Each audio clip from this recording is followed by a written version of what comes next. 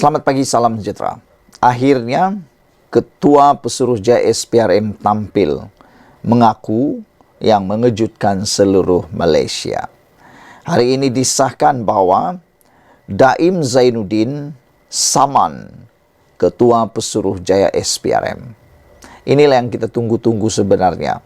Bukan kita tunggu SPRM disaman, tapi ini yang kita tunggu-tunggu. Dengan Daim menyaman SPRM, ada netizen kata Daim sengaja mencipta jerat sendiri. Silap-silap hari bulan, jeratnya itu akan mengena Daim sendiri, kata netizen dan juga penganalisis politik. Karena apabila Daim menyaman Ketua Pesuruhjaya SPRM, maka banyak perkara yang akan terbongkar secara otomatis. Apabila isunya dibawa ke dalam mahkamah, pasti satu persatu saksi bukti akan ditonjolkan. Jadi, terpulanglah. Adakah bukti ataupun dokumen ataupun pendedahan yang akan dibuat dalam mahkamah akan lebih menjerat Daim Zainuddin? Saya rasa Ketua Pesuruhjaya SPRM tidak ada rasa takut langsung, tidak ada rasa gentar langsung apabila disaman oleh Daim Zainuddin. Dan adakah beliau sengaja mahu disaman pun kita tidak tahu. Ketua Pesuruhjaya SPRM Azam Baki mengesahkan dia menerima saman yang difailkan oleh bekas Menteri Kewangan Daim Zainuddin. Katanya, surat tuntutan saman oleh bekas Bendahari UMNO itu antara lain menyatakan mengenai tindakan SPRM yang didakwa tidak mengikut prosedur. Azam berkata demikian semasa hadir sebagai tetamu pada sesi dialog integriti sejauh mana ketelusan dinilai yang disiarkan stesen televisyen milik syarikat milik Kerajaan Sarawak malam tadi. Baru-baru ini saya kena saman oleh Tun Daim. Daim saman saya kerana padanya tindakan Ketua Pesuruhjaya itu adalah salah. Saya tak boleh dedahkan maklumat mengenai tindakan saman itu kerana kes itu sudah masuk mahkamah, katanya. Jumaat lalu, Peguam Daim berkata, kenyataan dibuat pegawai tertinggi SPRM mengenai bekas Menteri Kewangan itu sebagai tidak wajar. Menurut Rajesh Nagarajan, kenyataan Azam sebagai bahawa SPRM mengesaki Daim mungkin mempunyai lebih banyak harta yang belum diisytiharkan kepada pihak berkuasa adalah sangat memudaratkan hak perlembagaan bekas Menteri Kanan itu untuk mendapat perbicaraan yang adil kerana kes mahkamahnya masih berjalan. Katanya, kenyataan itu secara konsisten menyiratkan atau menyatakan secara jelas bahawa Daim bersalah dan dengan jelas mengabaikan anggapan tidak bersalah yang menjadi asas pada sistem keadilan negara ini. Selain kenyataan secara langsung, terdapat juga kebocoran yang tidak berkesudahan melalui apa yang dinamakan sebagai sumber SPRM dan sebagainya, kata peguam itu. Sehari sebelumnya, Azam berkata SPRM mungkin memanggil Daim untuk disoal siasat semula untuk membuat pengesahan mengenai harta-harta yang tidak diisytiharkan. Azam bagaimanapun enggan mendedahkan lebih lanjut, tetapi sumber yang rapat dengan siasatan itu menyebut antara aset lain yang disiasat ialah hartanah, saham dan akaun bank di Malaysia dan di luar negara. Pegawai SPRM itu berkata pegawai penyiasat memerlukan lebih banyak masa memandangkan Suruhanjaya itu memerlukan bantuan daripada agensi berkaitan di luar negara. Seminggu sebelum itu, Daim didakwa di Mahkamah Session Kuala Lumpur kena gagal mematuhi notis SPRM untuk mengisytiharkan hartanya. Ini meliputi 38 syarikat, 25 unit hartanah, 7 kenderaan mewah dan 2 akaun dana pelaburan. Dia membuat pengakuan tidak bersalah. Selain itu, SPRM berkata mereka juga meneruskan siasatan lain terhadap jutawan itu atas dakwaan rasuah dan pengubahan wang haram. Saudara-saudara sekalian, ada yang menulis supaya Daim cepat-cepat sehat, cepat-cepat kuat, dan dapat menjalani perbicaraan saman ini dengan sebaik-baiknya. Dan ada juga yang menasihati ketua Pesuruhjaya SPRM ini supaya tabah dan kuatkan hati, cekalkan hati untuk memerangi gejala rasuah yang ada di Malaysia. Sekian dulu untuk kali ini. Jangan lupa tinggalkan komen Anda, tekan butang subscribe. Bye-bye. Selamat pagi, salam sejahtera. Rupa-rupanya, wang derma 1MDB bernilai RM2.6 bilion Arab Saudi tidak dipulangkan. Rupanya masuk dalam akaun syarikat lain. Ini pendedahan paling luar biasa yang dinyatakan dalam mahkamah sekarang. Kes 1MDB bekas Perdana Menteri Datuk Seri Najib Razak masih berlangsung sehingga kini, dan terbaru, wang yang kononnya adalah derma dari Arab Saudi rupanya tidak dipulangkan kepada pendermanya. Sebaliknya, ia dimasukkan ke dalam akaun Tanuri Finance Corporation Tanuri dan bukan kepada akaun Arab Saudi. Ia atau isu kemasukan duit dalam syarikat itu dimaklumkan penguasa kanan Suruhanjaya Pencegahan Rasuah Malaysia SPRM Nur Aida Arifin.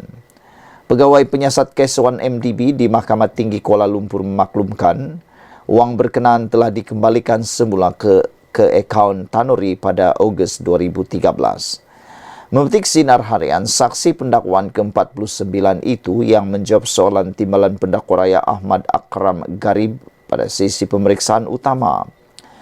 Beliau memaklumkan pada 2014, Najib telah menerima sejumlah wang yang dimasukkan ke dalam akaun M-Private Banking miliknya daripada akaun syarikat Black Cross Commodities Global Limited dan juga Vista Equity International Partners. Tambahnya, sepanjang pemeriksaan dan siasatan dijalankan, pasukan penyiasat tidak menemui sebarang dokumen kepada Kerajaan Arab Saudi atau Raja Abdullah yang menunjukkan tanda penghargaan atau terima kasih atas derma yang diberikan. Perkara tersebut dimaklumkan di hadapan Hakim Mahkamah Tinggi Datuk Colin Lawrence Sikora. Selain dua akaun berkenaan, terdapat kemasukan wang daripada dua lagi akaun syarikat iaitu Tanuri dan Blackstone Real Estate. Keempat-empat akaun syarikat ini adalah milik individu bernama Tan Kim Lung dan tidak mempunyai sebarang pertalian dengan Kerajaan Arab Saudi. Menurut saksi itu juga, ada pada tahun 2011 hingga tahun 2014, wang yang diterima Najib juga bukanlah daripada Raja Abdullah atau Kerajaan Arab Saudi. Sebaliknya, ia berpunca daripada sumber dana 1MDB dan tiada sebarang dokumen atau keterangan yang boleh mengesahkan wang tersebut adalah wang derma. Saudara-saudara sekalian, ini satu pendedahan yang luar biasa yang baru kita tahu. Rupa-rupanya terbuktilah benar wang derma 1MDB RM2.6 bilion Arab Saudi tidak dipulangkan. Rupanya masuk dalam akaun syarikat lain. Tetapi yang paling menggemparkan kita ialah apabila kononnya sehingga kini dan terbaru wang yang kononnya adalah derma daripada Arab Saudi rupanya tidak dipulangkan kepada penderma. Sebaliknya dimasukkan ke dalam akaun Tanuri Finance Corporation dan bukan kepada akaun Arab Saudi. Selain daripada itu, di akhir daripada keterangan ini amat-amat mengejutkan kita apabila menurut saksi, pada tahun 2011 hingga 2014, wang yang diterima Najib bukanlah daripada Raja Arab atau Kerajaan Arab Saudi. Sebaliknya, ia berpunca daripada sumber dana 1MDB dan tiada sebarang dokumen atau keterangan yang boleh mengesahkan wang tersebut adalah wang derma. Sekian dulu untuk kali ini. Jangan lupa tinggalkan komen Anda, tekan butang subscribe. Jumpa lagi. Bye-bye. Selamat pagi, salam sejahtera. Terima kasih kerana bersama dengan saya di Nazilin Unity Channel. Dengan pendedahan di mahkamah ini, Najib makin terpuruk. Menurut Jasmine Law, pegawai bekas peguam 1MDB, beliau nyatakan Jolo beritahu supaya jangan risau selepas beliau tanya Kenapa banyak duit dimasukkan dalam akaun Najib? Makna kata, memang ada duit masuk dalam akaun pribadi Najib. Bekas Peguam 1MDB, Jasmine Low, memberitahu Mahkamah Tinggi hari ini bahawa Jolo memintanya tidak risau selepas beliau membangkitkan isu begitu banyak wang dipindah masuk ke dalam akaun bank pribadi Datuk Seri Najib Razak.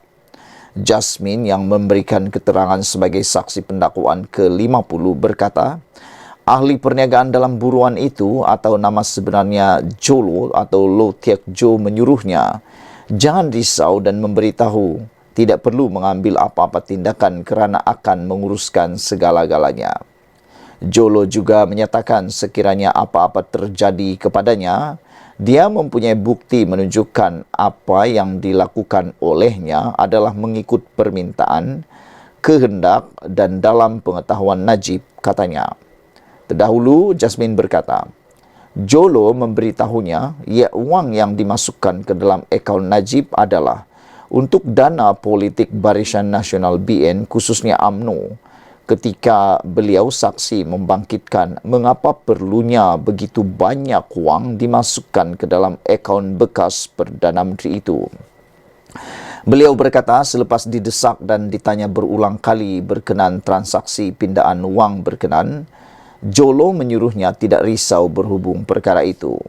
Katanya beliau tidak tahu wang deposit security berjumlah ringgit Malaysia 579,943,490 dan RM 790,354,855 dimasukkan daripada akaun Abar Investment PJS Limited BVI ke dalam akaun Blackstone Asia Real Estate milik Tan Kim Long Sekutu Jolo.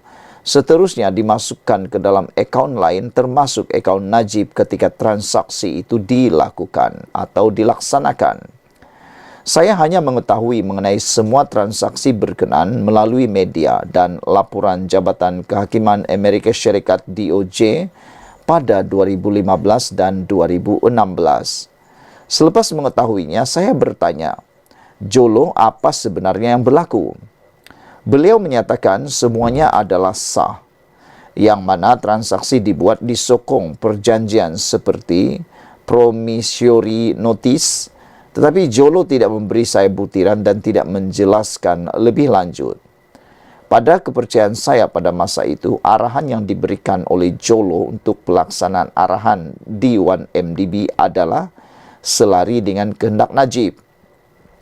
Keputusan saya ini berasaskan kepada insiden Jolo ada meminta saya menyediakan dokumen untuk ditandatangani oleh Najib dan saya dapati ia akan dipulangkan lengkap dengan tanda tangan beliau. Jolo juga ada meminta saya menyediakan status projek atau talking point untuk dia memaklumkan perkembangan semasa kepada Najib, kata beliau lagi. Sekian dulu untuk kali ini, ikuti terus ulasan berkaitan Najib selepas ini. Selamat petang, salam sejahtera. Terima kasih karena bersama dengan saya di Nazilin Unity Channel. Kededahan kali ini paling mengejutkan dalam kes 1MDB membabitkan Najib Tun Razak yang sedang meringkuk di penjara. Tak sudah-sudah tentang 1MDB. Walau bagaimanapun, selepas Najib mendapat pengampunan 50% dan pengurangan denda, kini nasib beliau semakin hari semakin malam. Ini apabila keterangan demi keterangan yang diberikan oleh Jasmine Low, bekas Peguam 1MDB, kini makin membuka pekung yang banyak tersembunyi sebelum ini. Kalau sebelum ini kita pernah mendengar Najib Tun Razak menafikan mengenali Jolo, dalam keterangan Jasmine Low baru-baru ini, nampaknya pekungnya terbuka lagi apabila memang Najib mengenali Jolo.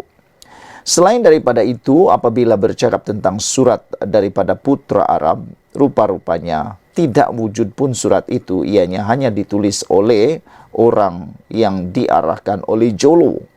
Dan terkini, 1MDB ditipu masukkan dana ke syarikat palsu. Ini yang berlaku. Bayangkan, syarikat kepunyaan negara ini, 1MDB, ditipu. Masukkan dana ke syarikat palsu. Bekas peguam 1MDB, Jasmine Low, hari ini memperincikan bagaimana syarikat pelaburan strategik itu diberdayakan dengan memindahkan sebanyak $576 juta 943.490 ke dalam syarikat luar pesisir palsu yang dikaitkan dengan ahli perniagaan dalam buruan Low Teck Jo atau Jolo. Jasmine yang memberikan keterangan sebagai saksi ke-50 pendakwaan berkata, 1MDB melalui syarikat anak syarikatnya 1MDB Energy Limited memeterai perjanjian usaha sama dengan Abar Investment PJS Abu Dhabi dan syarikat induknya International Petroleum Investment CEO PIC dalam sektor tenaga. Beliau membacakan pernyataan saksi berkata, pada April tahun 2012, Ketua Pegawai Eksekutif CEO Abar Investment PJS Abu Dhabi Muhammad Badawi Al-Muhusani datang ke Kuala Lumpur dan berjumpa CEO 1MDB Datuk Syahrul Azral Ibrahim Helmi di pejabat 1MDB dan kemudian berjumpa dengannya. Jasmine berkata Muhammad Badwi memberitahunya bahawa beliau akan berjumpa Datuk Seri Najib Tun Razak sendiri bersama-sama Jolo dan memaklumkan segala perjanjian akan dibuat dengan 1MDB adalah menggunakan satu anak syarikat Abar Investment PJS Abu Dhabi iaitu Abar Investment PJS Limited. Katanya, beliau meminta dokumen yang menunjukkan dan mengesahkan ia adalah satu anak syarikat sebagai rujukan dan Muhammad Badwi menyuruhnya berhubung dengan Wayuni Siah daripada BSI Bank Singapura kerana Siah adalah pegawai bank yang membantunya menubuhkan anak syarikat itu. Saya menyemak dan mendapati dokumen berkaitan dengan Woni yang mengesahkan perkara itu. Jadi, perjanjian option agreement dan collaboration agreement for credit enhancement CAC yang saya sediakan adalah merujuk kepada ikatan perjanjian antara 1MDB Energy Limited dengan Abar Investment PJS Limited, katanya. Bagaimanapun dalam perbicaraan sebelum ini, didedahkan bahawa Abar Investment PJS Limited adalah entiti palsu yang ditubuhkan oleh Jolo di Cyclus yang mana entiti sah yang sepatutnya mendapatkan dana itu dipanggil Abar Investment PJS tanpa limited. Jasmine berkata, seingatnya beliau memaklumkan perkara itu kepada Terence G, bekas Ketua Pegawai Kewangan 1MDB kerana beliau yang akan melaksanakan perjanjian dan meminta Terence berhati-hati kerana ada dua nama syarikat yang seakan sama. Saya memberitahunya ada dua syarikat dengan nama kelihatan serupa. Semua dokumen untuk usaha sama ini kemudian ditandatangani Syahrul Azral pada 21 Mei tahun 2012. Berhubung aturan pengiriman wang dan pembayaran sebanyak AS 576,943,490 daripada 1MDB Energy Ltd kepada Abar yang palsu. Saya tidak pernah mengendalikan sebarang kiriman wang kerana ia tanggungjawab Jabatan Kewangan diketuai Terence pada masa itu, katanya. Perbicaraan di hadapan Hakim Datuk Collins Lawrence Sukera bersambung Jumaat ini. Sekian dulu untuk kali ini. Jangan lupa tinggalkan komen anda, tekan butang subscribe. Kita jumpa lagi. Bye-bye.